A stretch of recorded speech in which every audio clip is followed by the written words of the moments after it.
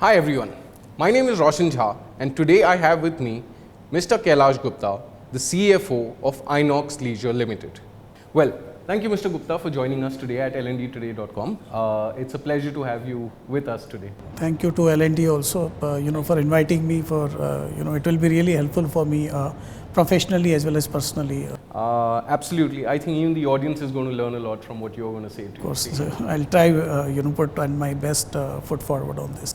Sure. Okay. So this section talks about you when you were a child and everything, right? So can you tell us a little about your childhood? Where did you grow up? How were things for you growing up as a child? Okay, so I born and brought up in Rajasthan, and so born in Jaipur, and then immediately moved to the place called Tonk, which is 100 kilometers away from the Jaipur, and because my father was posted there in the State Electricity Board. And so I brought up in a place called Tonk. So I was there till my graduation, around 18 years of my age. So I spent my first 18 years in place Tonk, and then I moved to the Jaipur basically. How were you as a child? Were you the naughty one or were you the straight and simple? I was very active in all streams, as a child. Be it education, be it sports, and so I was not I would say a very sincere, per se. You were the naughty one. Yeah, so I was a naughty one.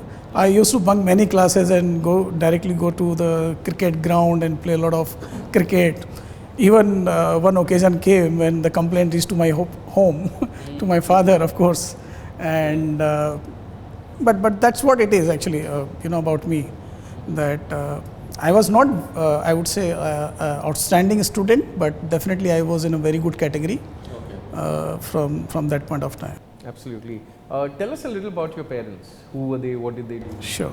So on a parent side, my father born and brought up again in a small place in UP, and then he joined the Rajasthan State Electricity Board.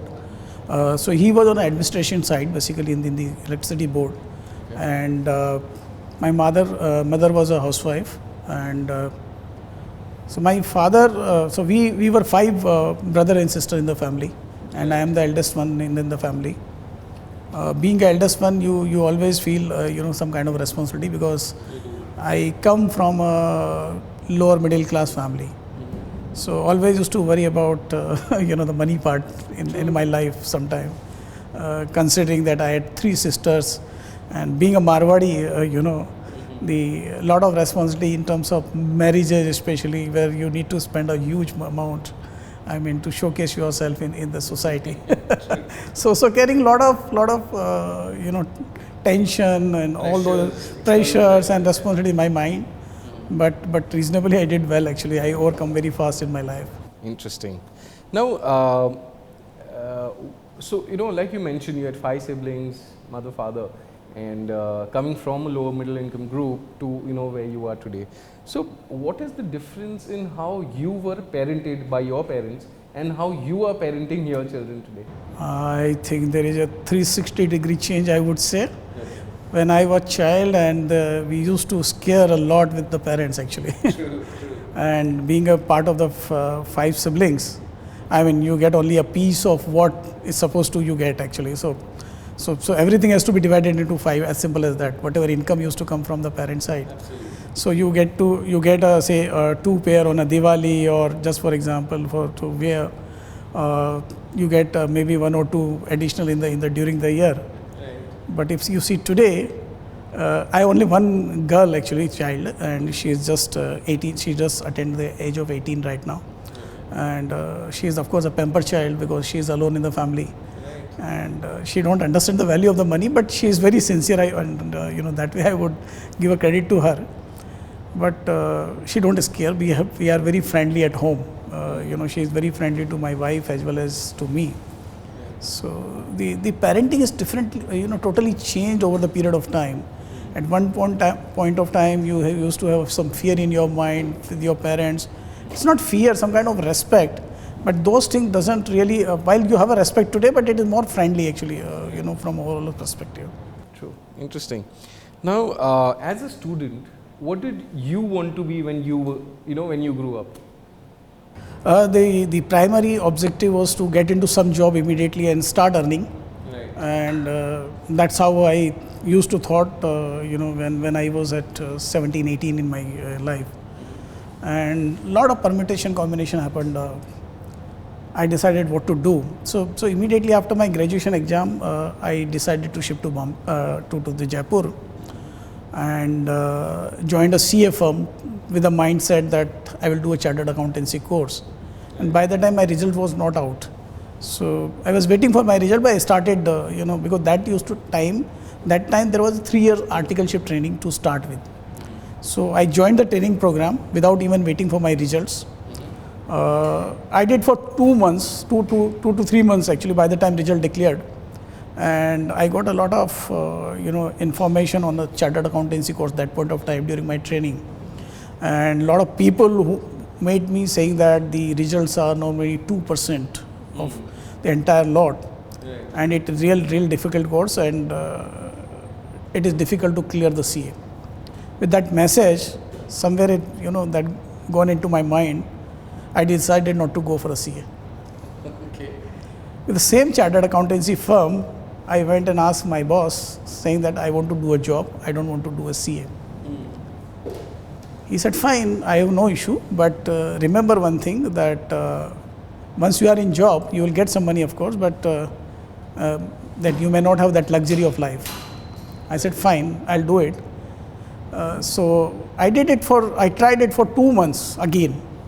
In 2 months, I realized that it's difficult to survive in a job which was paying me only 750 rupees as a salary to start with per month.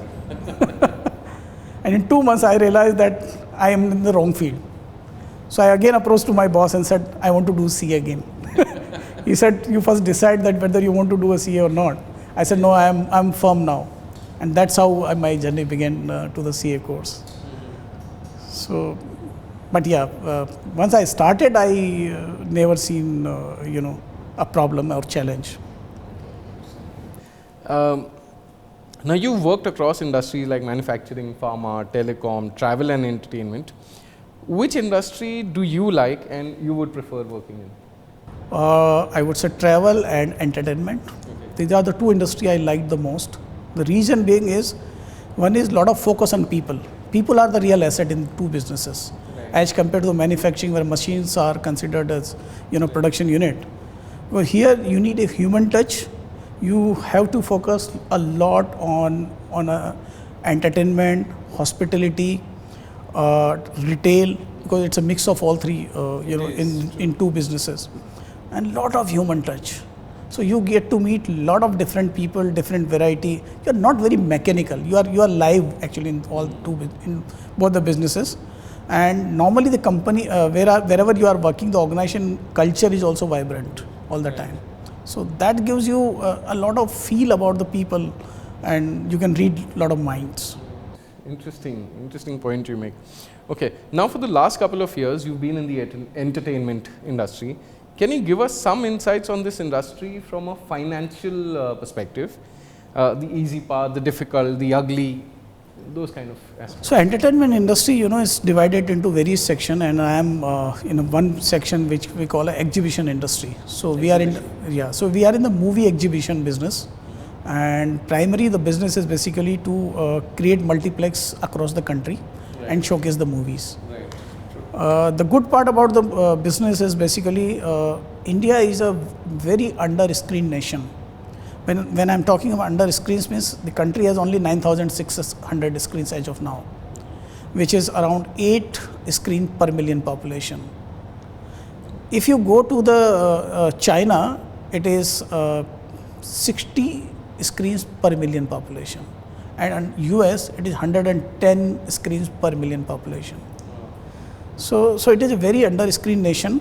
In fact, today also the country has only 3,000 multiplex screens and 6,500 the single screens. So we are way far behind. Yeah, so single screens are shutting down over the period of time because it has become unviable. People don't want to go there because of the hygiene, because of the comfort, because of social experience.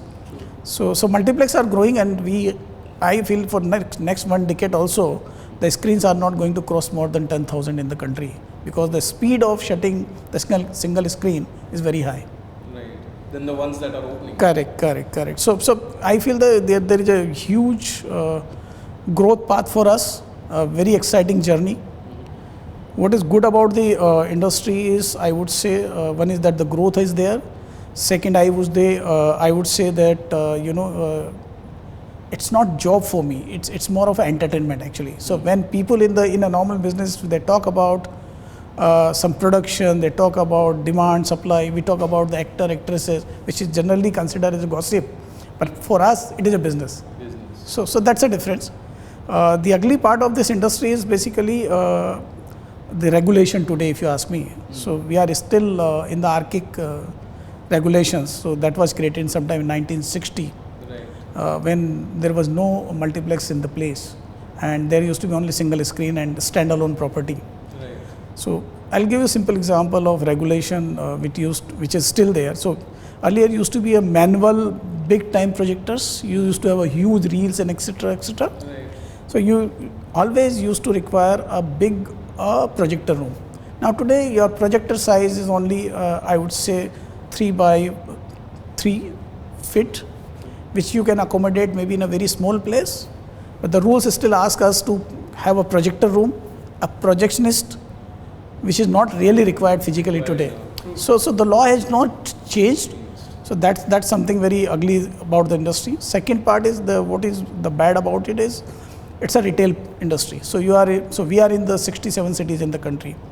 Every city has its all typical problems, and especially so you will get a lot of customers or clients which is at the ground level. They don't understand the problems of the or granularity of the business, but same time they expect you to give the best.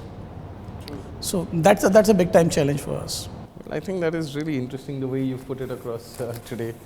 Okay, now how have you grown as a finance individual in all these years?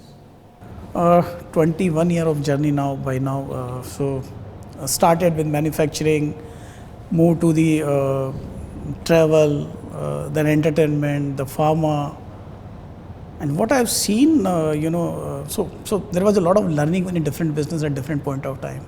I met with different individuals, the bosses, the environment, the culture. I have seen the diversity of the finance in every journey.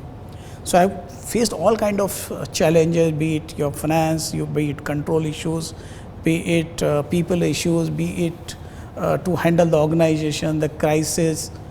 I've seen all kind of situation, and today that gives me an edge over a normal finance person, because I've worked across the industry, across the sector. So it's very easy for me to handle a complicated situation today as compared to a normal finance person, maybe who just spent a couple of years in the industry. Absolutely. So you have a holistic view towards how this is done. Agnostic to the industry today. Right. So still I get a lot of calls from different business saying that Right. we have the opportunity for you. Join me, absolutely. So yeah, one skill applies to all industry actually. So that's the upside, of course. Did you have any mentors early on in your career? Not really. I mean, never had a mentor. If you ask me, my mentor is my wife. Because she always helped me. She has taken care of everything at home. So I was never bothered about my home, any point of time in my life. And I was busy, handling the situation at the workplace. So that gives me, and she has also, helped me mentally many places.